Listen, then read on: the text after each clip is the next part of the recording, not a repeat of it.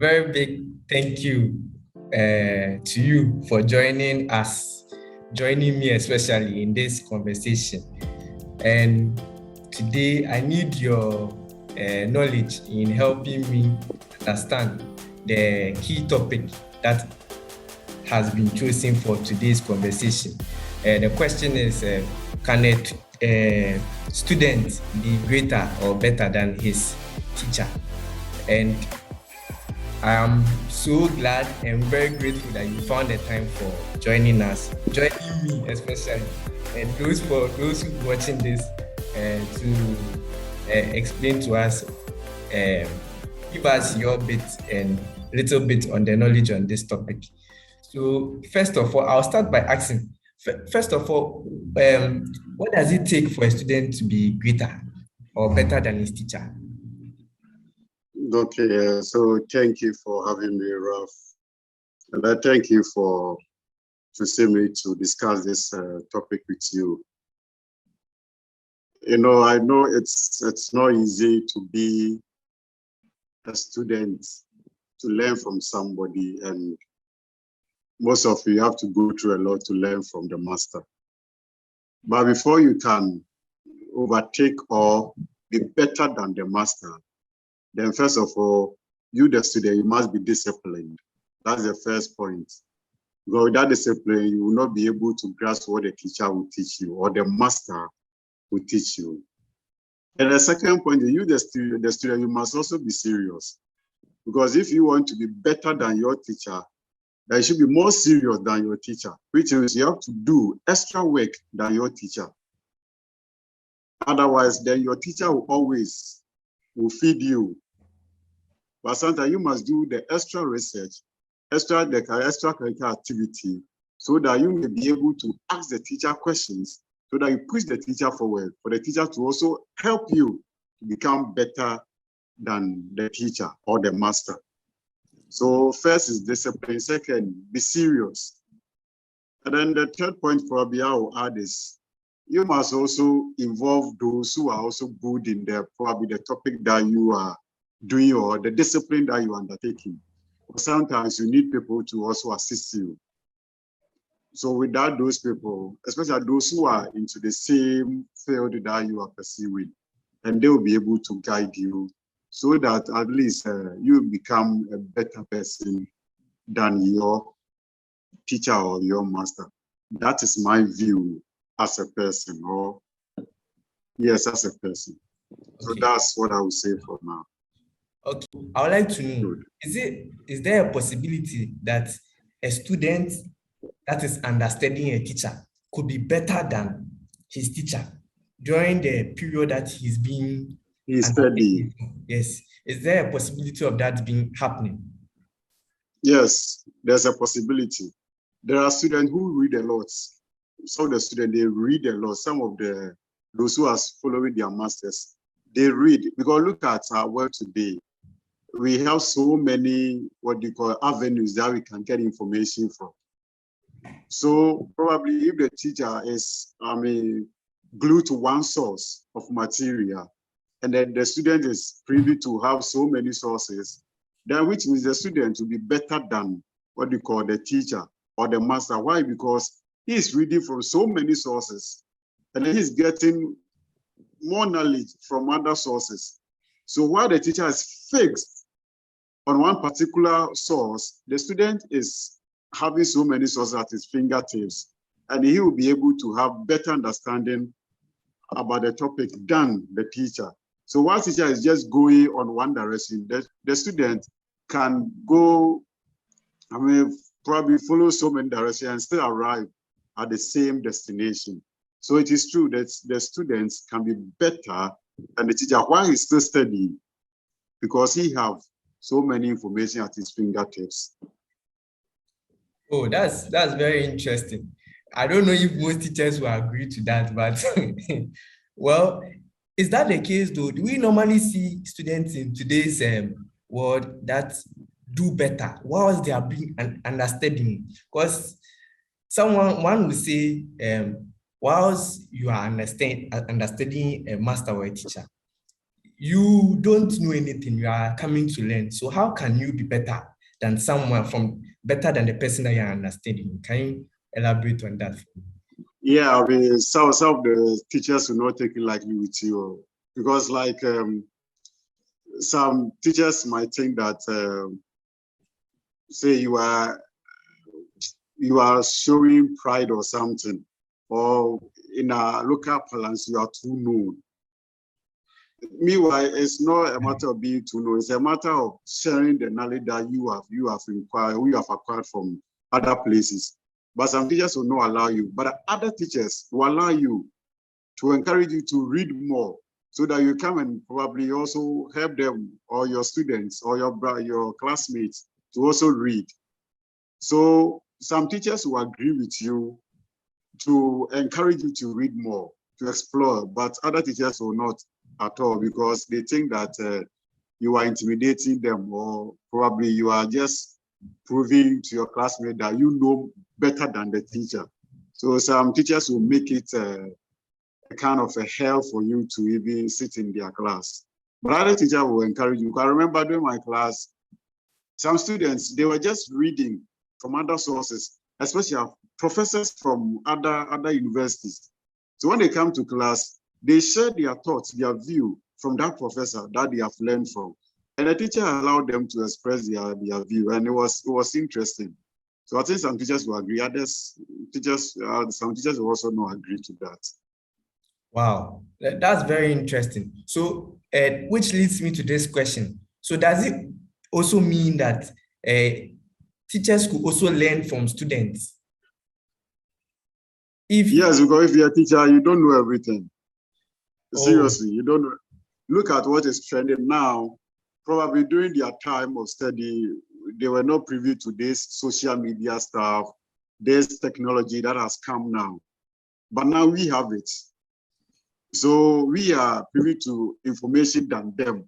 We have e-books, we have electronic books, we have other sources of information, which I'm sure they will not have.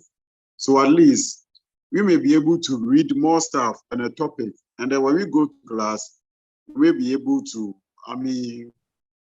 help them to also understand the topic that they are treating.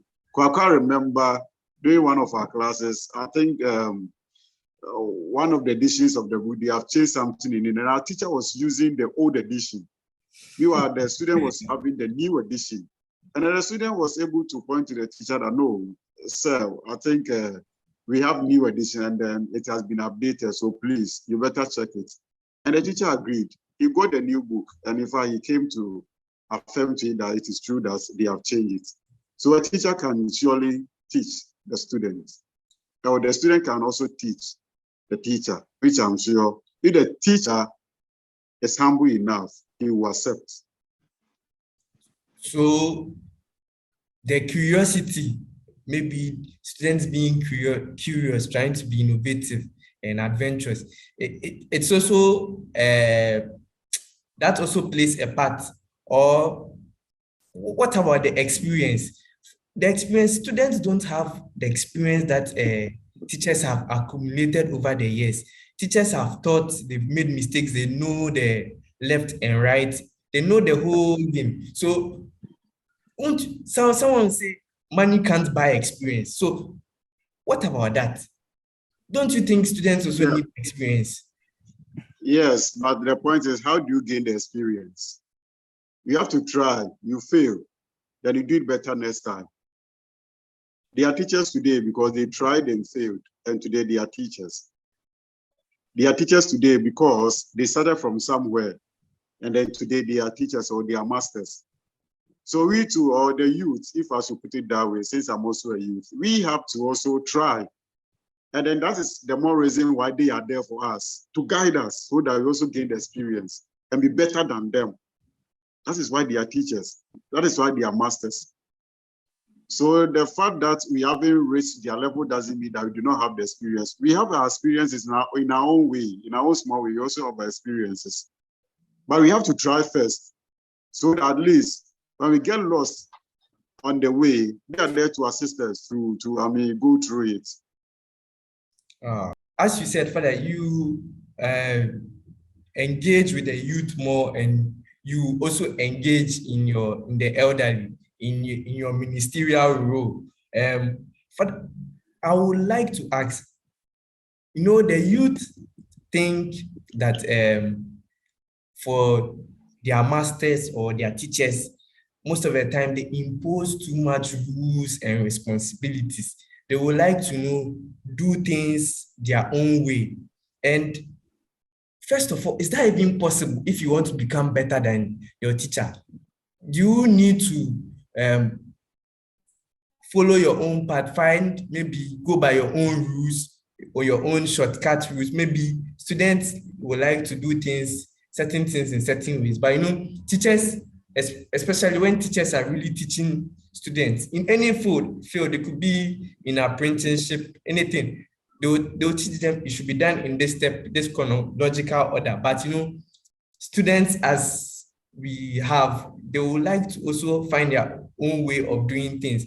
Do you think it's okay for students to do that if they want to become greater or better than their teachers?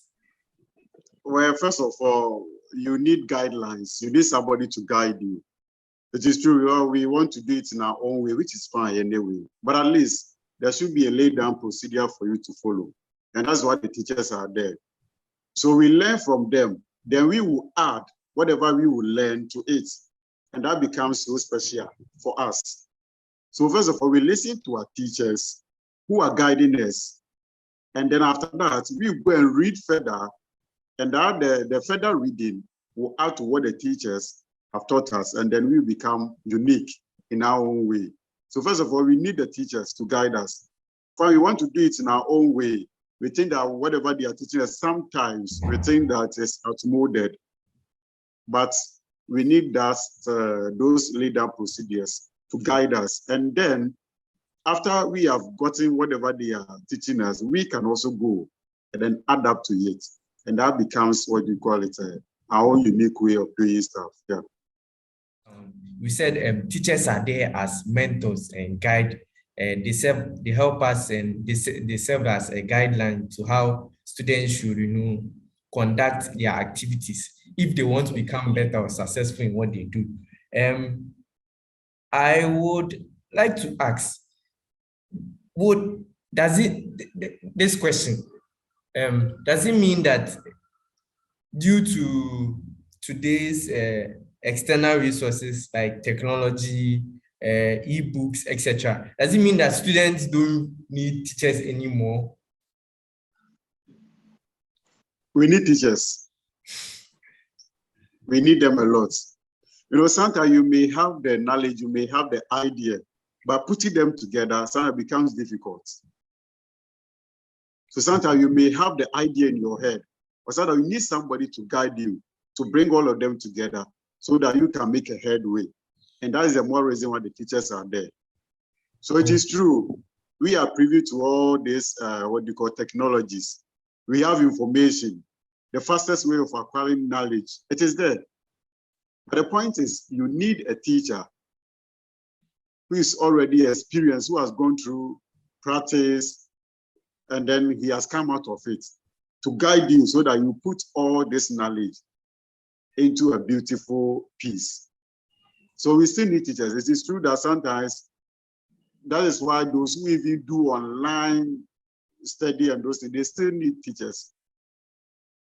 So you can even sit in your house and learn homeschooling, everything, but at least if you're homeschooling, there's a teacher there who is guiding you online.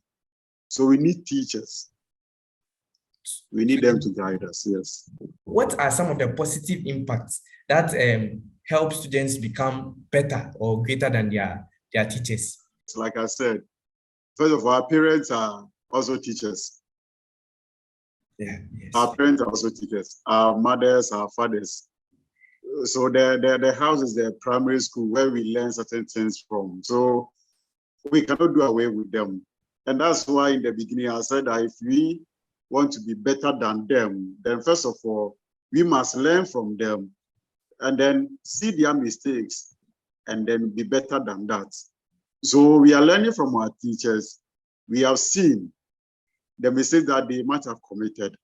And then we will correct those mistakes, and that will make us better than them. Otherwise, if you follow the mistake that they are also, doing now, then definitely we will not be better than them.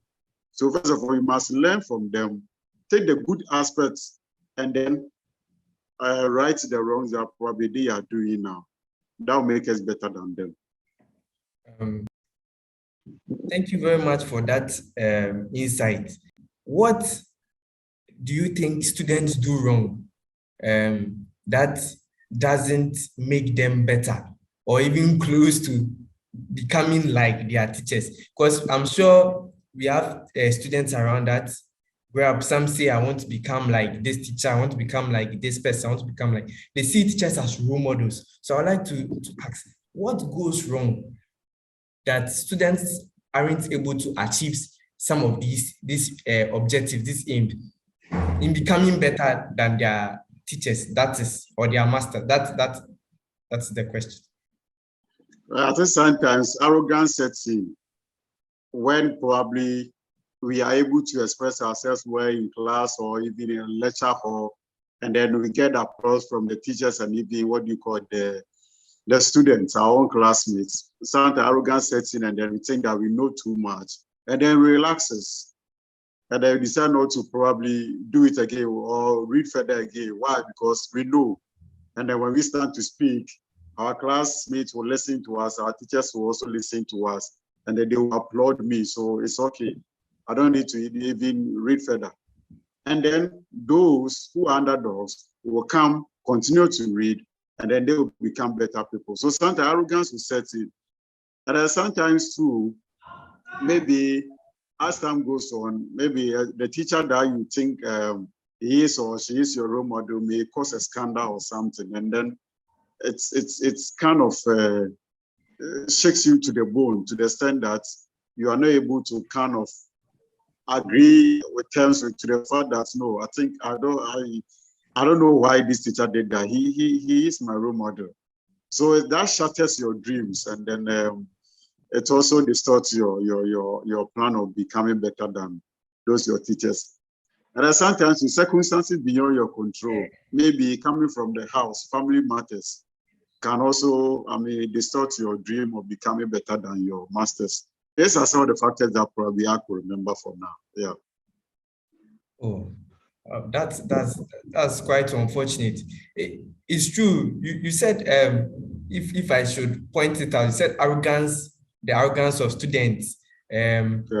That's for the first point. The second point, you said if teachers don't become the role models that students want to study, that could also shatter the dreams of students becoming better students. And also, lastly, you said external other factors like the family, yeah.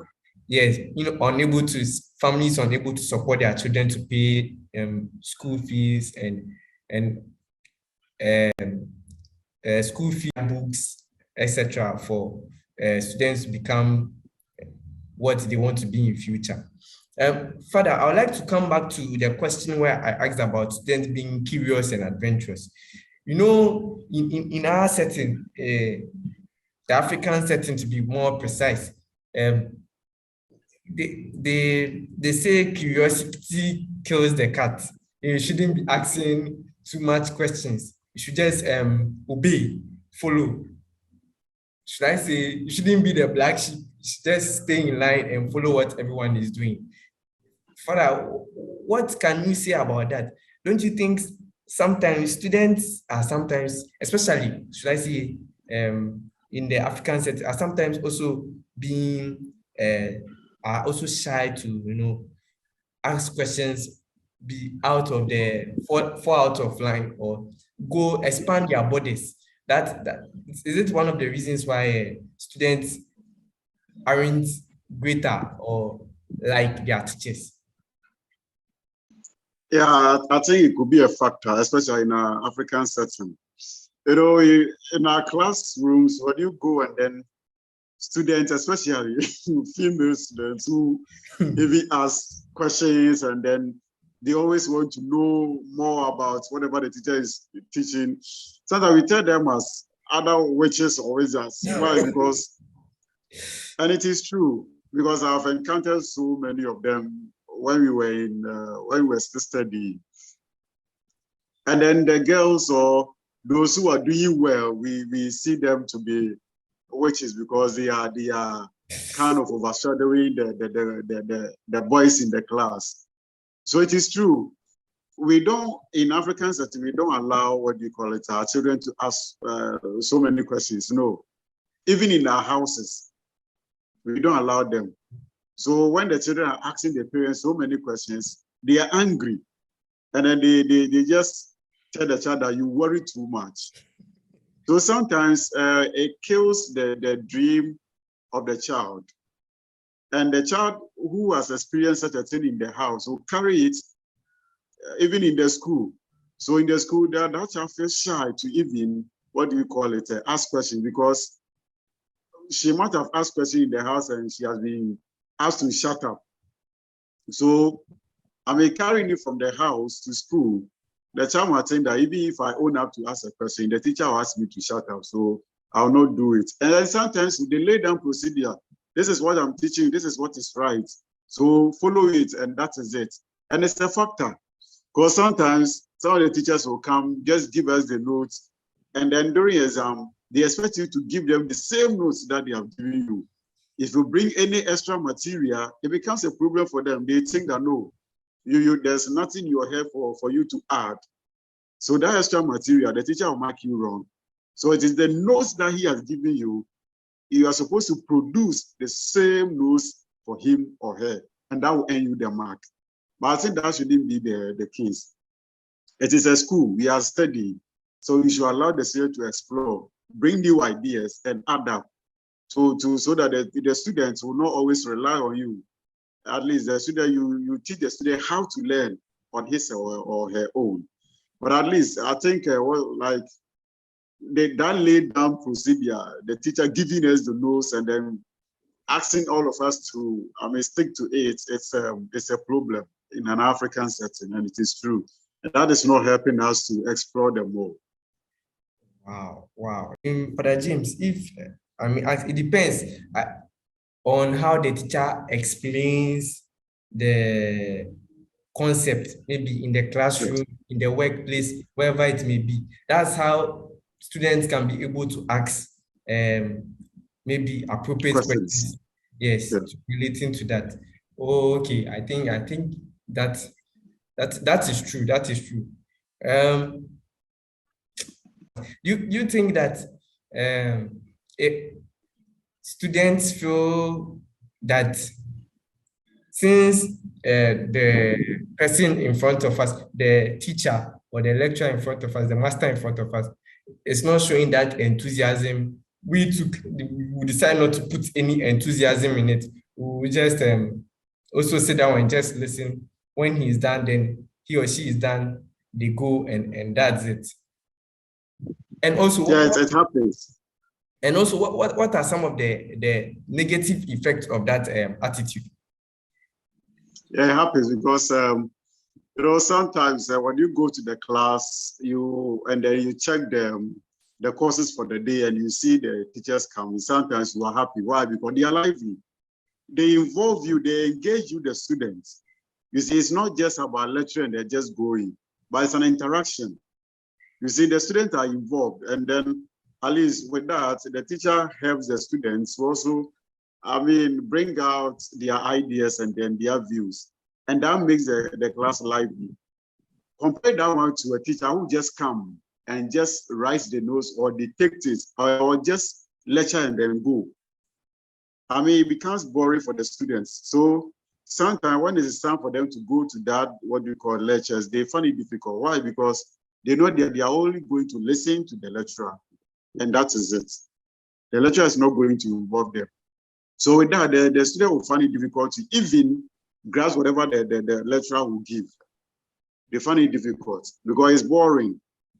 And sometimes they will come and give long lectures, and then afterwards they will go. But if the teachers will also find a nice way of involving the student, I'm sure they will also grasp whatever they teach them, and then that will also make the class lively, because students like teachers who involve them, because they know that it's a give and take affair. It's not only the teacher who is teaching. And I think that affects the students also. So sometimes you see that the teacher who involves the students, they perform well in that lectures, class or paper, if I should say it that way. They perform well, because sometimes it's not about only what I've given you, but also your view, how you understood the class or the lecture, what you got from it. And you see that you get various views from the students, and then I think that would be great, because it's not only coming from the lecture notes, but what the student also learn from the lectures. And I think if teachers are able to do that, the students will always be involved in the class and then come out as good students. And I think that's what I'm sure teachers should do. Yeah. And I mean, you even look at our system. If you are in a class and then you involve the students, which I sometimes do, you involve them. Sometimes you just allow them to talk about whatever they wish they could be, or they want to be in the future. Sometimes you see the various answers that they give, and sometimes it's so fascinating. So we shouldn't think that the students do not have anything in their head. They do. We just have to involve them, and then allow the lecturing be interactive. And I think the students will perform well. Yeah. We are almost getting to the close of all the questions that should I say almost the last question that I'm going to ask. Do you think that teachers are happy when their own students become greater than teachers gain some kind of joy and fascination, that they are very, very happy, they're excited that the student they taught that is now doing well in a prominent place or organization? Can you let us know and some few instances on that? Yes, I think that's the dream of every teacher. You know, the dream of every teacher is to see the students, climbing the ladder of success. So if I teach, well, I think you asked a question about how the teachers, as to whether they feel okay when they see their students progressing. Like in my view, I think it is the dream of every teacher. You teach your students and you want them to do well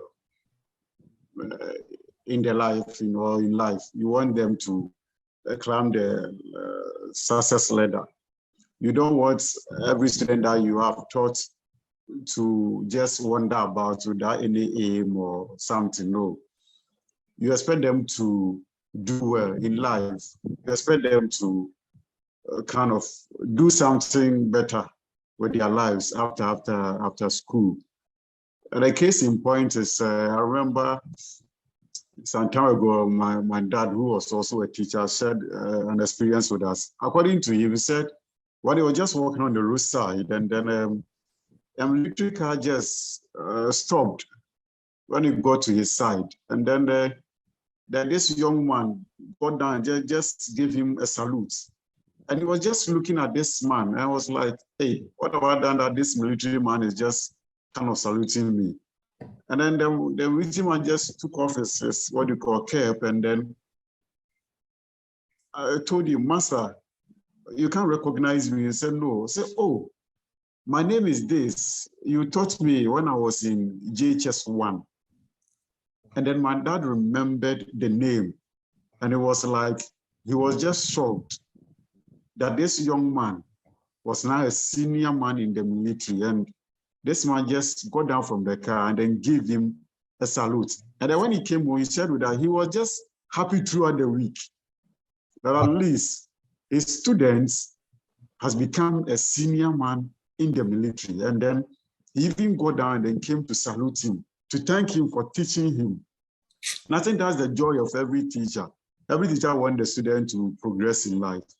And I think that is a dream of every teacher.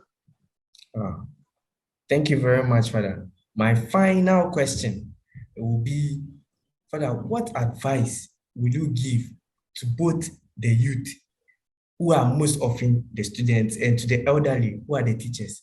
What can they do? For the youth, how can they be better if they want to be better than their teachers or their masters or whoever is teaching them or leading them or guiding them? What should they do? What can you tell them? And also for the teachers, if they are going to be mentors and leaders, role models, guidelines for these young ones who are going to be the future generations, what should they do? What should they do right so that at least majority of all the students that pass through their feet will become better than they are? Well, I think the student, you have to remain focused in whatever you are doing. Without remaining focused, I mean, you lose sight of whatever you want to do. Sometimes we think that, like I said, we think we know, and then by the time we realize we are losing focus, and then our main goal and objectives, we'll just push it aside and then be doing something different. I think we have to remain focused. If you know it is engineering, you remain focused towards it. If it's medicine, you remain. If it's economics, you remain. Otherwise, if you do not remain focused, in fact, other things that are not necessary will just take your attention, and then you'll not be able to get to wherever you want to be.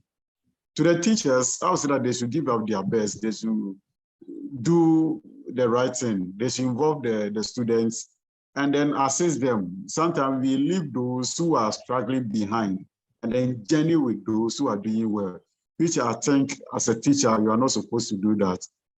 It's a collective class, and then you have to involve everybody. Definitely, you not get all of us the same. You get some people who struggle. And I think sometimes we have to also consider those who are struggling. It's because they don't know, that's why the parents brought them to school for you to teach them. So we should involve all of them, assist all of them, and then be available for all of them. Not only those who are intelligent, but those who are struggling. You have to be available for them. And I'm sure your students, some years to come, they will remember you for being there for them. That is my view. Thank you, Father. You've really done justice to this topic, and you've enlightened me also. I mean, I'm really surprised. This question, can a student become greater than his teacher or master?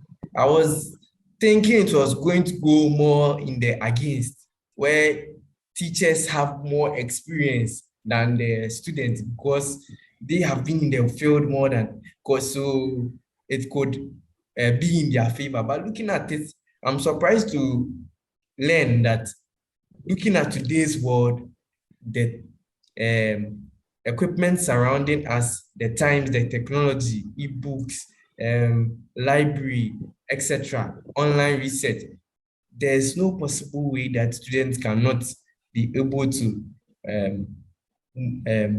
become better than their teachers. And you being in the teaching sector, you've been able to enlighten me on that. I'm very grateful for your time, Father. Thank you very much.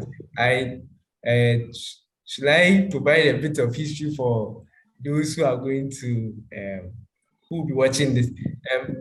Father James, I think I believe you are in St. Anne and Joachim Catholic Church, Yes. and Yes. You are the assistant priest. Yes. Father, thank you very much. I appreciate it very much, and we are really grateful. Thank you. I'm sure my lecturer is going to be seeing this and wondering which resource person I invited. Yeah, you are also a teacher to me. I think teaching is not only in the classroom. Yes, so I've really learned a lot. Even today, I've learned a lot, and Father, I'm very, very grateful. Thank you very much for your time, and I'm truly grateful. You are welcome. Father, hopefully, if there could be maybe I could invite you for other sessions here. Thank you very much for coming to this session. Father, this program is called the chat box. This is the chat box. All right. And maybe possibly I could have other topics and maybe I could invite you. Thank you very much. That would be beautiful. That would be beautiful. All right, all the best. Thank you very much. All right.